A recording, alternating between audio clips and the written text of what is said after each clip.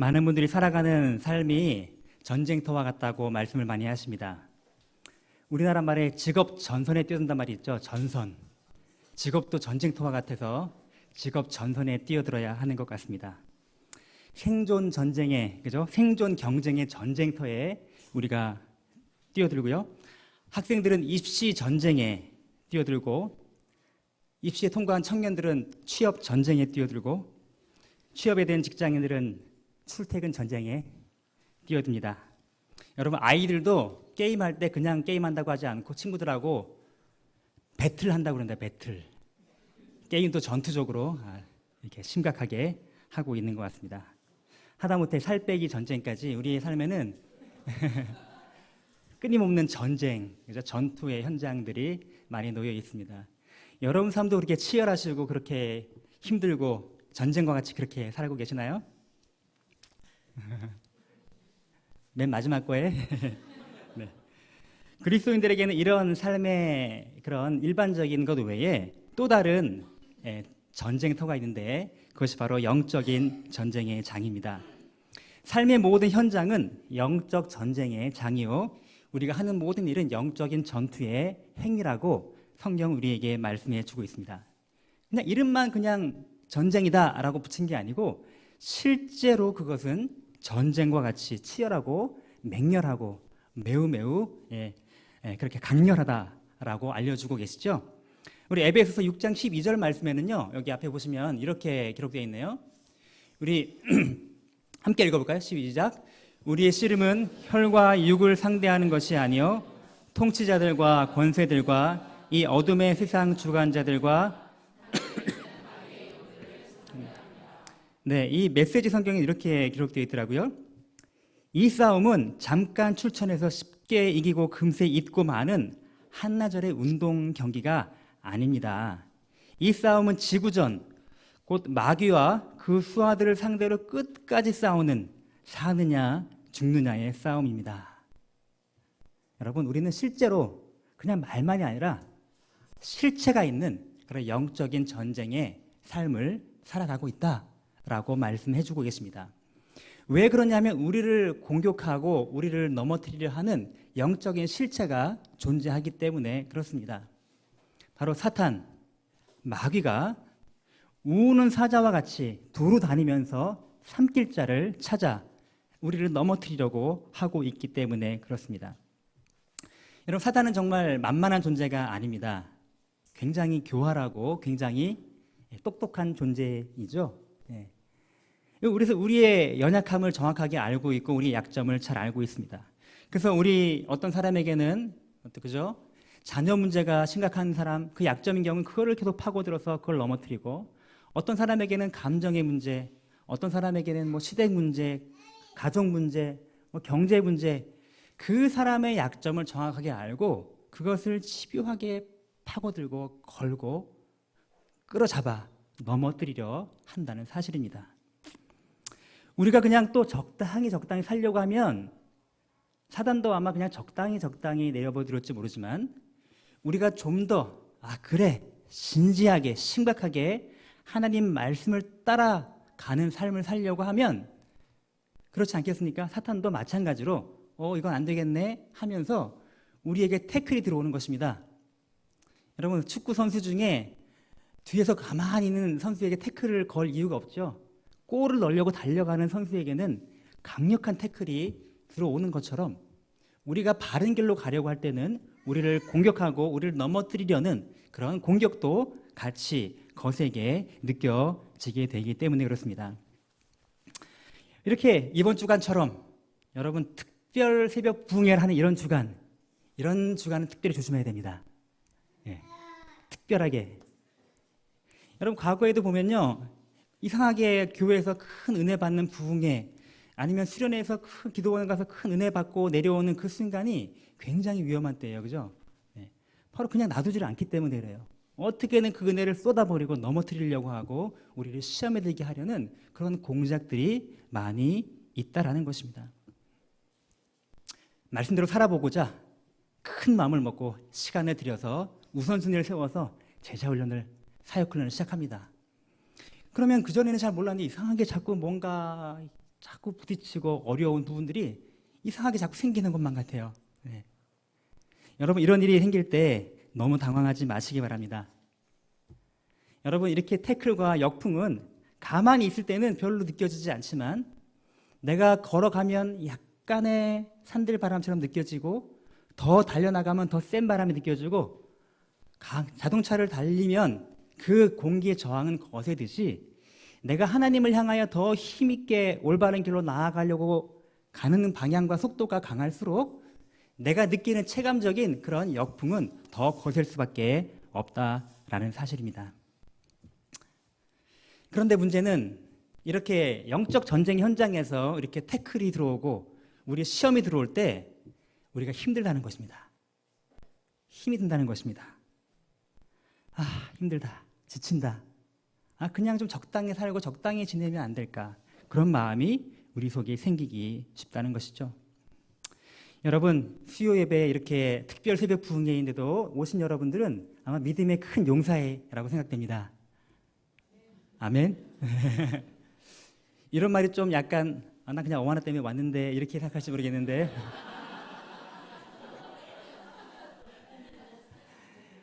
영적인 용사, 믿음의 용사, 나랑은 좀 거리가 멀다, 좀 와닿지 않는다라는 느낌이 생길지 모르겠죠. 내 문제 하나도 제대로, 이게 사실 뭐 용사는 고사하고 십자가 군병은 고사하고 이 지금 나 하나 지금 내 몸 하나 간수하기도 내 문제 하나 해결하기도 너무 골치 아프고 힘든데 무슨 믿음의 용사? 네?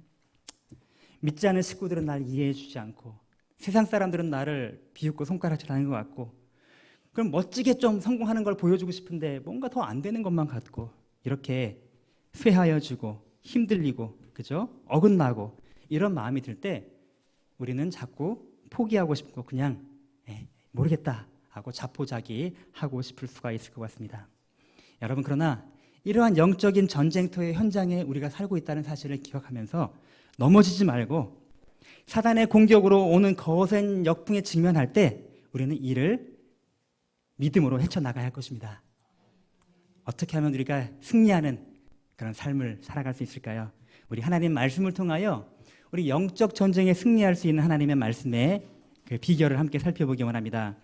우리 에베소서 6장 10절부터 20절까지의 말씀 함께 살펴보면서 하나님의 말씀 듣기 원합니다. 에베소서 6장 10절부터 20절까지의 말씀입니다. 우리 한 절씩 나누어서 교독할까요? 끝으로 너희가 주 안에서와 그 힘의 능력으로 강건하여지고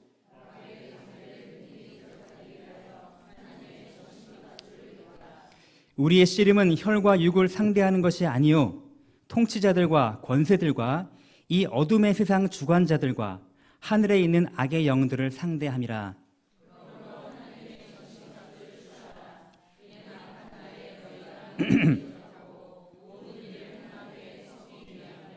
그런즉 서서 진리로 너희 허리띠를 띠고 의의 호신경을 붙이고 모든 것 위에 믿음의 방패를 가지고 이로써 능히 악한 자의 모든 불화살을 소멸하고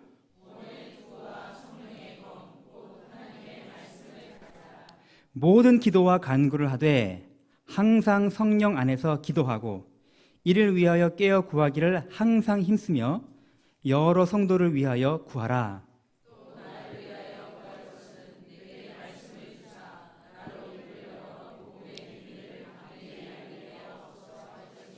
함께 이 일을 위하여 내가 쇠사슬에 매인 사신이 된 것은 나로 이 일에 당연히 할 말을 담대히 하게 하려. 아멘. 아멘.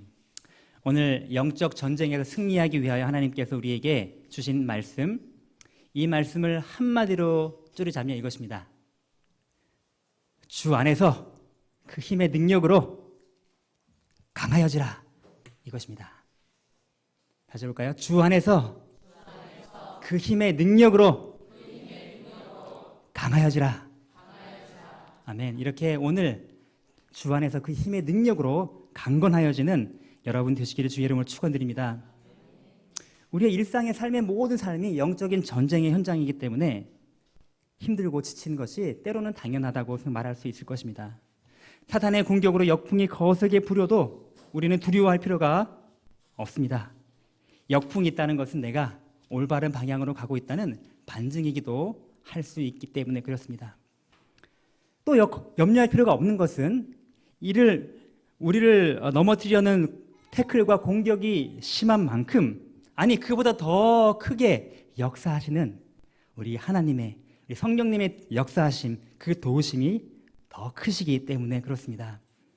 성령께서는, 우리 하나님께서는 우리가 영적 전쟁에서 반드시 승리할 수 있는 그런 모든 자산을 우리에게 허락하여 주셨습니다. 그것이 바로 전신갑주입니다. 그러니 조금 더 연약해질 필요가 없습니다. 그러니까 힘을 내서 주님이 주신 전신갑주를 입고 우리가 싸워 승리해야 하는 것입니다.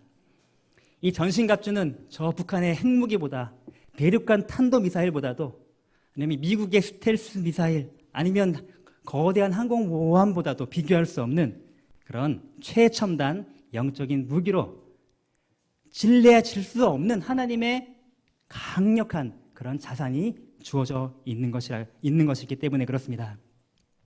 우리가 승리하기 위해서 할 것은 다만 그 사실을 알고 그거를 인정하고 그것을 활용하는 것뿐이다라고 하는 사실입니다.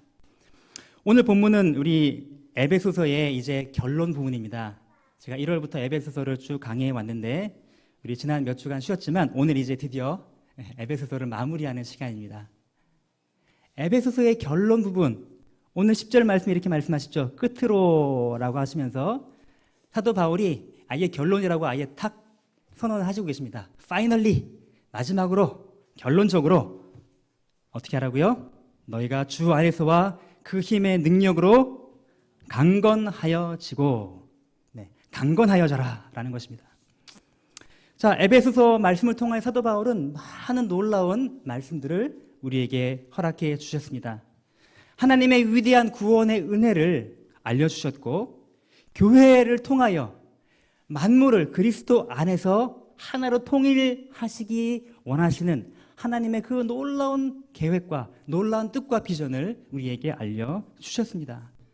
그리고 하나님의 은혜로 구원을 얻은 우리가 하늘의 신령한 복을, 이 구원의 놀라운 복을 받아 어떻게 이 세상을 살아가야 하는지 구체적인 삶의 원리도 우리에게 보여주셨습니다. 이제 그러시면서 이제 마지막으로 성도들에게 부탁하고 있습니다.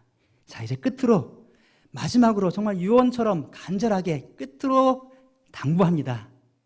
주 안에서 그 힘의 능력으로 강하여지십시오. 강하여지십시오. 오늘 말씀을 보시면 크게 4가지의 명령형 동사가 있다는 사실을, 앞에 화면 하나 보여주시겠어요? 4가지 명령형 동사가 있다는 사실을 알 수가 있습니다. 오늘 10절 말씀 보면요, 강건하여지고라고 되어 있는 끝부분에 그것이 be strong 하는 가장 대표적인 명령형 동사입니다. 사도 바울의 서신에서 명령형 동사가 직접 명령으로 나온 것은 굉장히 직접적으로 우리가 받아들일 수 있는 강력한 명령인데, 강하여지라 라고 하는 것이 이 오늘 말씀을 대표하는 명령형입니다. 그런가 하면 또 11절 말씀해 보면 맨 마지막에 전신갑주를 입으라 라고 하는 명령형, 그죠? 비슷한 단어가 또 13절에도 전신갑주를 취하라 라는 말이 있고요. 또 17절에 보니까 구원의 투구를, 하나님 말씀을 가지라. 결국은 하나님께서 주신 이 전신갑주를 입으라, 취하라 하는 명령형, 이것이 2번째 명령입니다. 3번째 명령은 우리 한글 성경에는 조금 얼른 보이지 않는데 14절 말씀에 보면 그런즉 서라고 되어 있죠. 이것이 원래 성경을 보시거나 혹은 여러분 영어 성경만 보셔도 이것이 굉장히 중요한 명령형이라는 걸 알 수 있습니다. 다시 말하면 그런즉 서라, 일어서라 라고 하는 명령입니다. Stand firm, 이렇게, 그죠? 강력하게 서라 하는 명령형을 가지고 있고요. 그 다음에 우리 18절 이하에 보면은 직접 명령어로 이렇게 나와 있진 않지만 명령의 강도를 보여주는 굉장히 강력하게 반복하고 계시는 4번째 분사가 있는데 결국은 의미로는 명령형입니다. 그것은 바로 기도하라는 것입니다. 기도와 간구와 기도와 구하기를 구하라. 같은 말을 5번이나 반복하면서 강력하게 도전하고 계시는 기도하라라고 하는 메시지를 주고 있는 것입니다. 바로 이 직접적인 명령어를 통해서 오늘 본문 말씀에서 하나님이 우리에게 주시는 그 의미를 함께 되새겨 봄으로써 영적 전쟁에서 우리가 어떻게 승리할 수 있는지 하나님의 메시지를 기억해 보기 원합니다. 우리 첫 번째는 강하여지라는 것입니다. 마지막으로 간곡히 부탁합니다. 여러분, 연약해지지 마십시오. 흔들리지 마세요. 강해지세요. 그렇죠? 영적 전쟁 현장에 있어서 힘들어요. 너무 지쳤어요. 혹시 이런 마음을 갖고 계신 분 계십니까? 하나님께서 오늘 말씀하십니다. 하나님의 말씀으로 강력해지고 힘을 얻는 그런 능력의 시간 되기를 축원드립니다. 어떻게 강할 수 있다고요? 주 안에서, 그리고 주님의 힘의 능력을 의지함으로써 우리는 강하여질 수 있습니다. 자, 그러면 주 안에서 그 힘의 능력으로 강하여진다는 말이 구체적으로 어떤 뜻인가? 두 번째 명령형을 통하여 우리에게 주시는 말씀을 기억해 볼 필요가 있습니다. 그 두 번째 명령은 바로 11절 말씀에 전신갑주를 입으라고 하는 것입니다. 우리 11절부터 13절까지를 다시 한번 읽어볼까요? 함께 시작.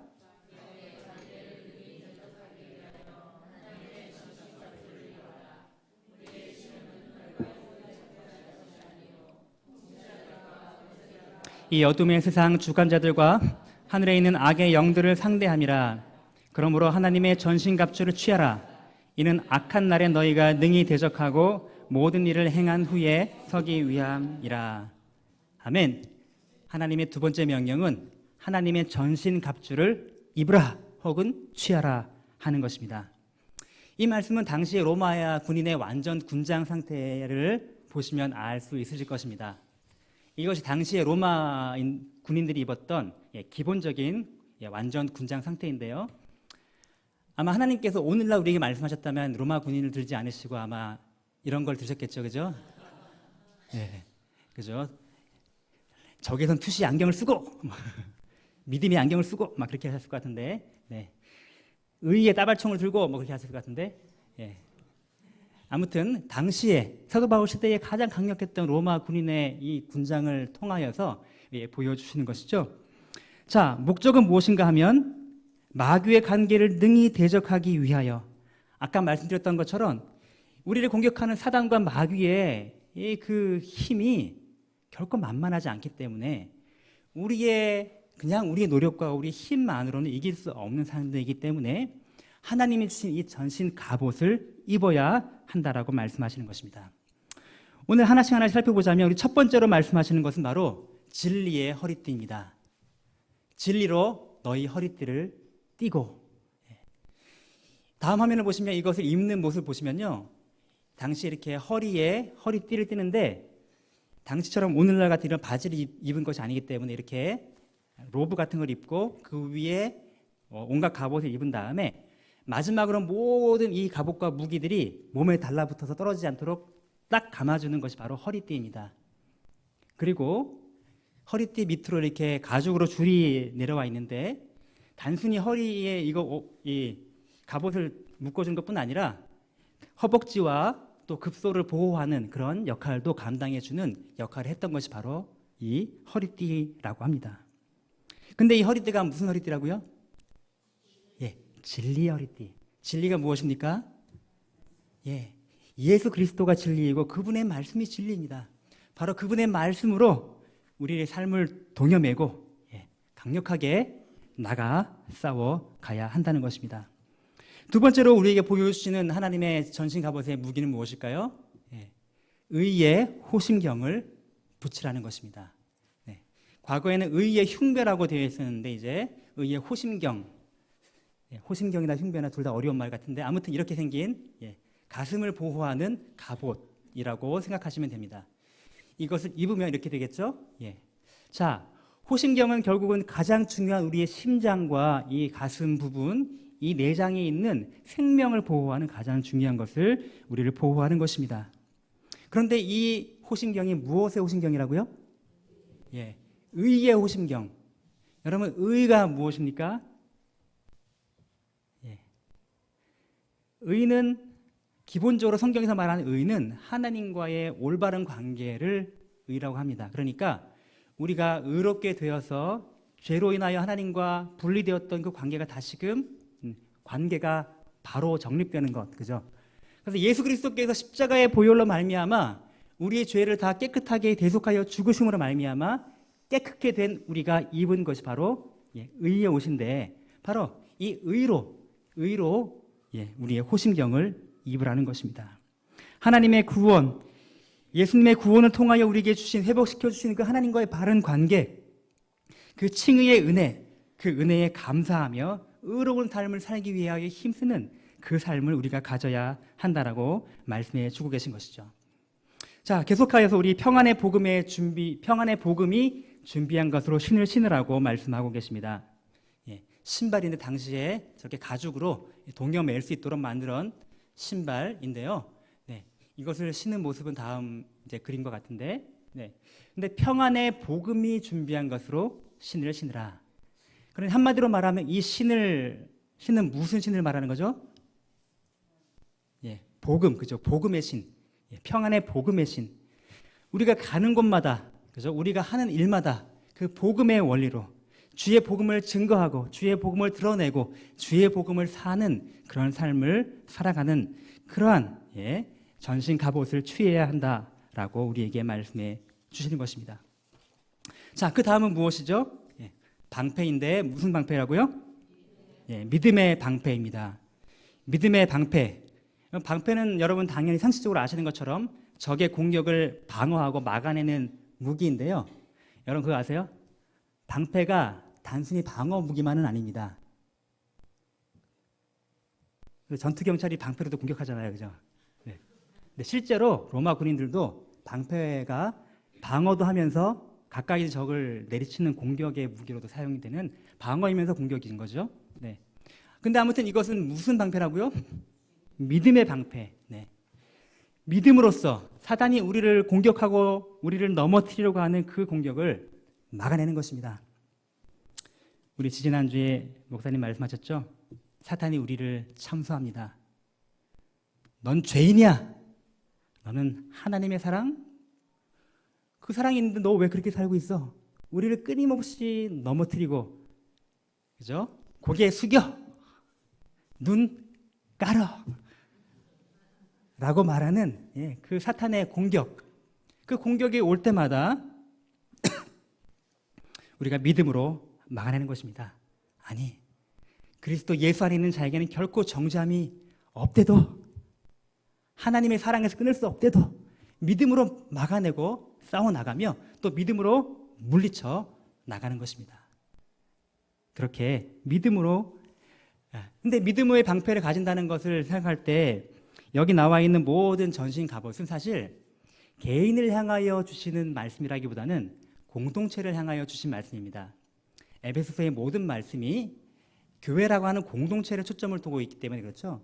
그래서 여러분 다음 화면을 보시면 당시에 로마 군인들이, 그죠, 불화살을 막아내는 그 방식으로는요, 혼자 싸우는 게 아니라 부대원들이 함께 싸워내는 것인데, 지금 이런 모습, 공격 대형, 방어 대형, 또 혹은 이렇게 완전히 막아서 불화살이 쏟아질 때 위를 맞고 앞을 맞고 그다음 창을 들고, 오늘 우리식으로 말하면 전차와 같이, 탱크와 같이 만들어서 방어도 하고 공격을 하게 된 것입니다. 믿음이 혼자 내 개인적인 믿음으로는 불화살을 막아내기 어렵겠지만 믿음의 공동체가 함께 서로 팀을 이루어 함께 막아낼 때 쏟아지는 불화살도 함께 막아낼 수가 있게 되는 그런 놀라운 그런 믿음의 방패. 그 믿음의 방패, 그 믿음은 누가 주신 선물입니까? 하나님이 주신 선물입니다. 투구는 무슨 투구죠? 구원의 투구. 구원은 누가 주신 선물입니까? 하나님의 선물입니다. 의롭게 하신 그 칭의, 그 칭의는 누가 주신 것입니까? 하나님이 주신 것입니다. 구원의 투구를 가지고, 그죠? 구원의 투구를 써서, 그죠? 여러분 저렇게 투구를 쓰면요, 공격을 맞을 때 꽉 맞으면, 공격을 받으면 약간 아프겠죠, 그죠? 멍들고 혹이 생길 수 있어도 결코 우리의 머리는 깨어지지 않고 우리의 생명은 위협받지 않는 것입니다. 하나님이 주신 이 구원의 확신을 가지고, 믿음의 확신을 가지고 담대히 나아갈 때, 그죠? 우리는 하나님께서 주신 이 구원의 능력을 가지고 싸워갈 수 있는 것입니다. 마지막으로 우리에게 주신 명령은, 갑옷은 성령의 검. 그것은 무엇이라고요? 하나님의 말씀, 하나님의 말씀입니다. 여러분, 칼도 마찬가지로 공격 무기이면서 동시에 방어 무기이기도 합니다. 칼로 찔리기도 하지만 수많은 칼의 공격을 막는 가장 효과적인 것은 방패기보다는 칼로 막죠, 그죠? 네.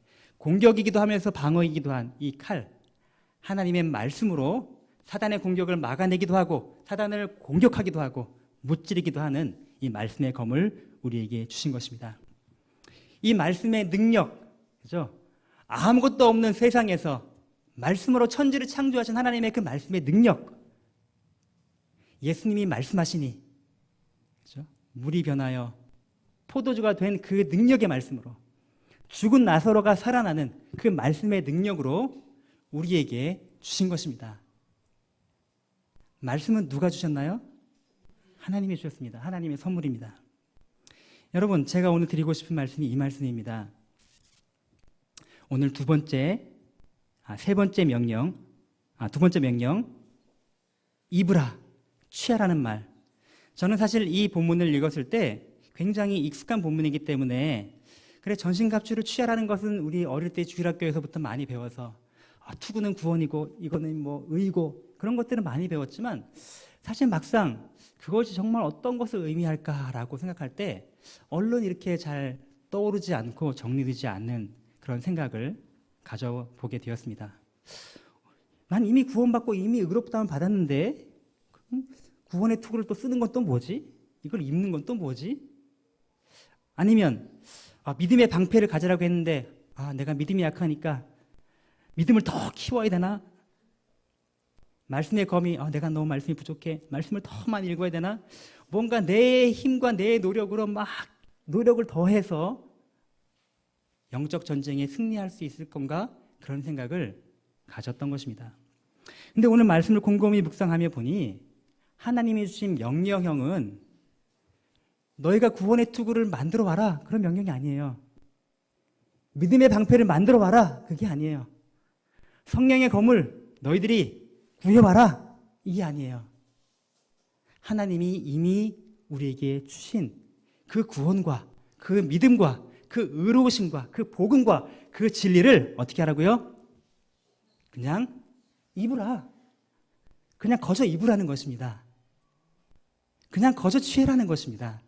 이것이 하나님의 명령이라는 사실을 말씀을 통하여 다시 한번 깨닫게 된 것입니다. 구원의 능력이, 예수님의 칭의의 역사가, 진리이신 예수 그리스도가, 복음이 이미 너희들에게 있지 않느냐? 이미 너희들에게 전신 갑옷이 있지 않느냐? 에베소서 1장부터 계속해서 말씀하신 그 구원의 은혜가, 하나님의 그 놀라운 구원의 복음이 이미 너희들에게 주어졌지 않느냐? 그 놀라운 그 첨단 무기를 가지고도 왜 그것을 입지 않고 활용하지 않고 그렇게 힘이 없니? 주 안에서 그 힘의 능력으로 강해지거라. 하나님이 이렇게 말씀하시는구나 라고 제 마음속에 깨닫게 되었습니다. 지난 가을에 저희 딸 효원이가 한국에 이제 와서 이제 정신여중에 새로 이제 편입을 했잖아요, 이렇게. 그러니까 이제 2학기에 새로 들어오니까 교복을 입어야 되는데, 사야 되는데 교복이 잘 안 파는 거예요. 팔긴 파는데 효원이가 등치가 좀 커다 보니까 사이즈가 없어요. 얘한테 맞는 사이즈가. 몇 군데를 가봤는데 잘 안 맞아, 사이즈가. 그러니까 주문해서 한참 걸릴 수 있다는 거예요. 근데 어떻게 해가지고 하복은 구했는데 나중에 동복도 나중에 한참 뒤에나 이제 동복을 구해서 입히게 되었습니다. 근데 가을철 되니까 찬바람이 불기 시작하는데 어느 날 너무 춥다는 거예요. 학교 갔는데 날씨는 추운데 자기는 교복인데 하복 입고 가니까 너무 춥다는 거예요. 그래, 우리가 동복 빨리 구해줄게 해서 동복을 구해주었습니다. 근데 다음날 또 춥다는 거예요. 왜 추운가 봤더니 옷을 안 입고 갔어요. 왜 안 입고 갔냐 했더니 까먹었대요. 까먹었. 다음 날엔 또 안 입고 갔어요. 왜 그랬더니 귀찮아서 안 입었대요. 중2입니다.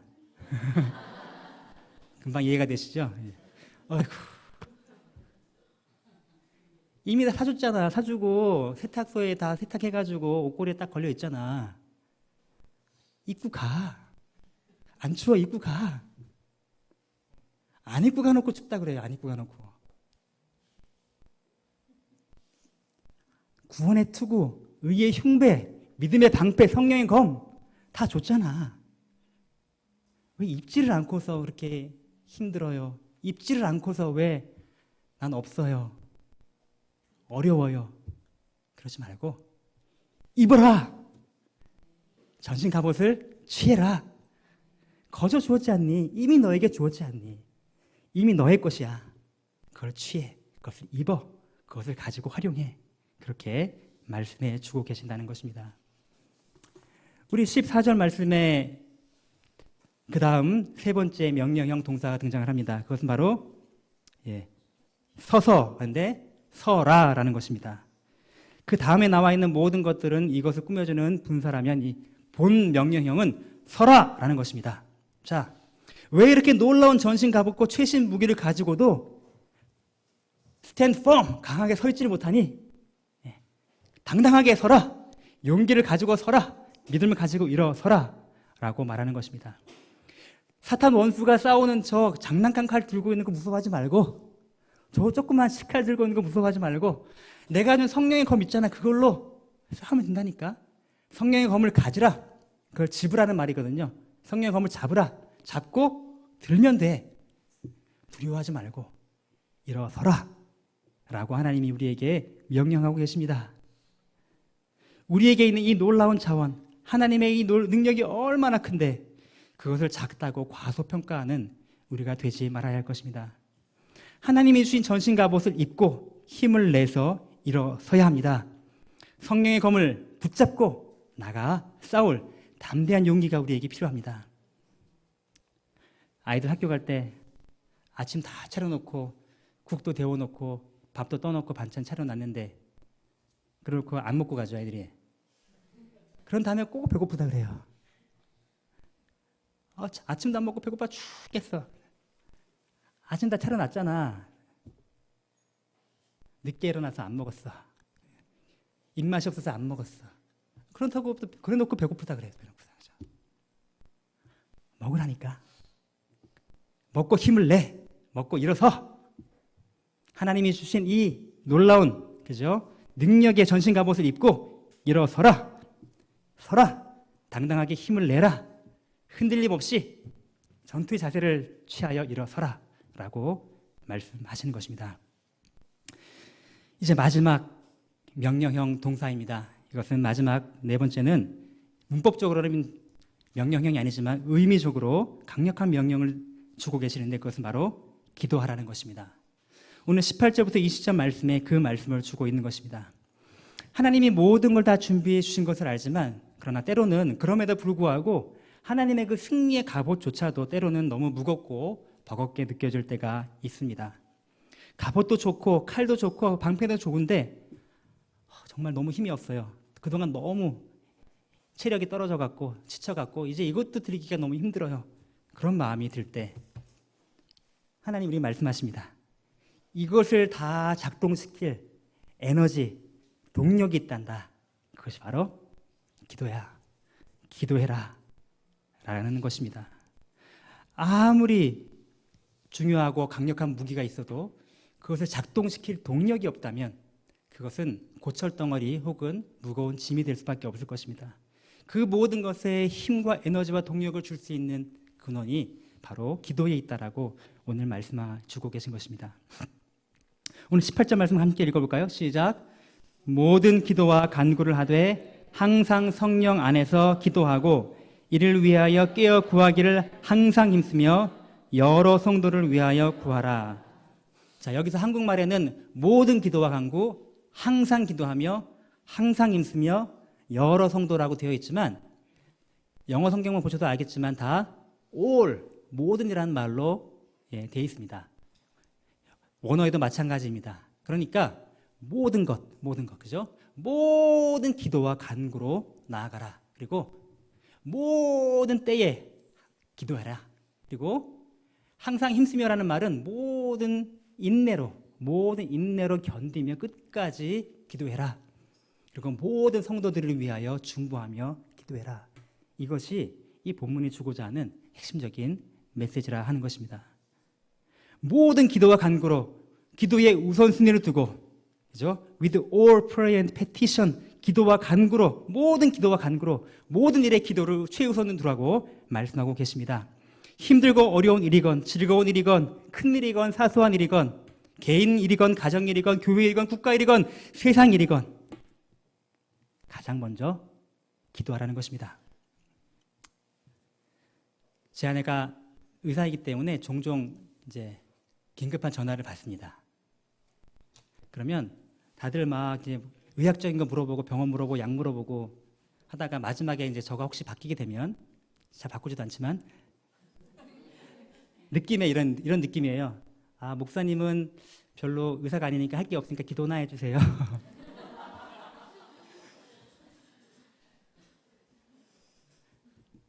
가끔 우리 그런 마음을 가질 때가 있어요. 다른 거 다 해본 다음에 다 지나고 나면 정신 좀 차리면 이때 좀 기대 좀 해볼까? 그러지 말고 먼저 기도하고 그 다음에 내가 할 최선의 노력도 함께 하지만 우선순위를 기도하고, 그죠? 기도와 간구로, 모든 기도와 간구로 주 앞에 먼저 나가라는 것입니다. 모든 때에 기도하라는 것입니다. 항상 길을 걸을 때나 누울 때나 운전할 때나 일할 때나 끊임없이 성령님과 대화하며 기도하라는 것입니다. 암에 걸린 것 같은 큰 문제는 기도하고, 그죠?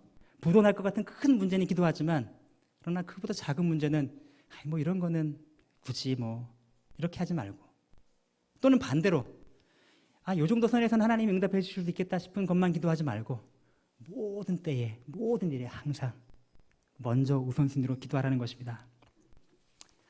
그리고 항상 힘쓰며라는 말은, 그죠? 번역이 약간 좀 아쉬운데 모든 인내와 끈기를 가지고 포기하지 말고 기도하라는 그런 의미를 가지고 있습니다.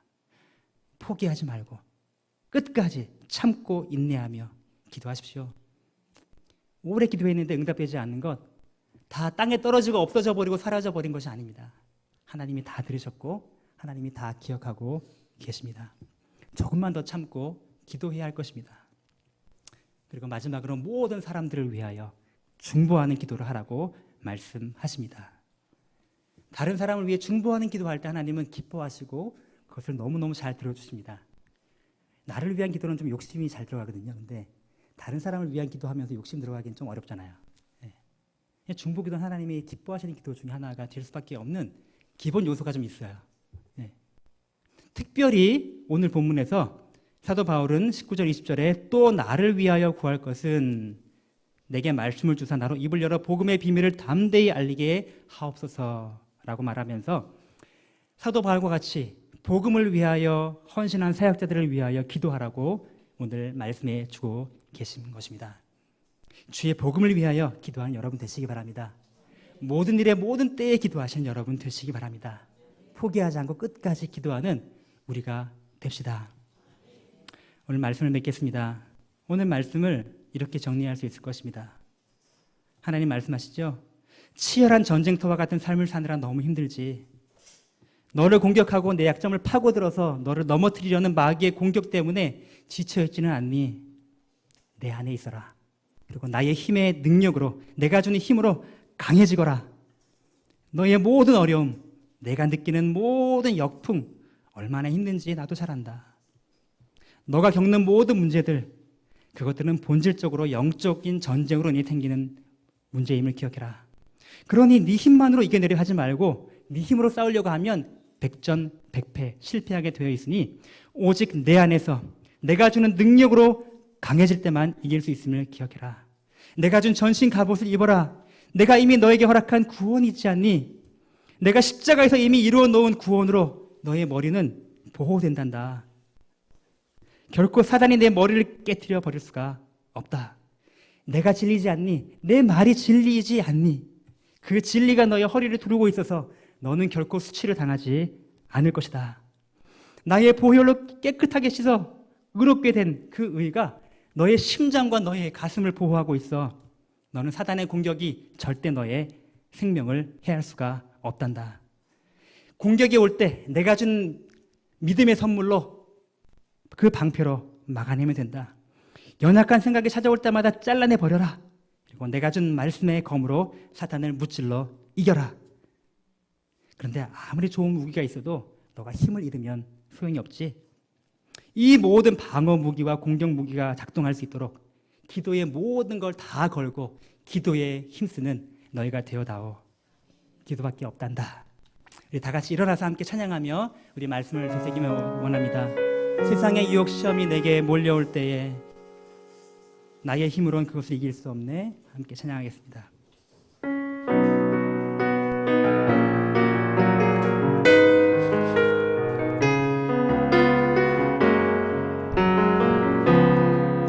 세상의 유혹 시험이 내게 몰려 나의 힘으로는 그것들 이길 수 없네.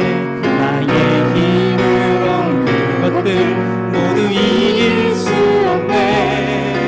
거대한 폭풍 가운데 위축된 나의 영혼 어찌할 바를 몰라 헤매이고 있을 때 주를 찬양 주를 찬양 손을 들고 찬양 전쟁은 나에게 속한 것 아니니 주를 찬양 손을 들고 찬양 전쟁은 하나님께 속한 것 거짓과 속임수로 가득 찬 세상에서 거짓과 속임수로 가득 찬 세상에서 어디로 갈지 몰라 머뭇거리고 공중의 권세 잡은 자 공중의 권세 지금도 우리들을 실패와 절망으로 넘어뜨릴 때 실패와 절망으로 넘어뜨릴 때 주위를 둘러보면 아무도 없는 듯 주위를 둘러보면 믿음의 눈을 들면 보이는 분 계시네. 믿음의 눈을 들면 보이는 아멘. 지금도 내 안에서 역사하고 계시는 분도 내 안에서 역사하고 사망과 어둠의 권세 물리치신 사망과 어둠 권세 물리치신 예수님 아멘. 주를 찬양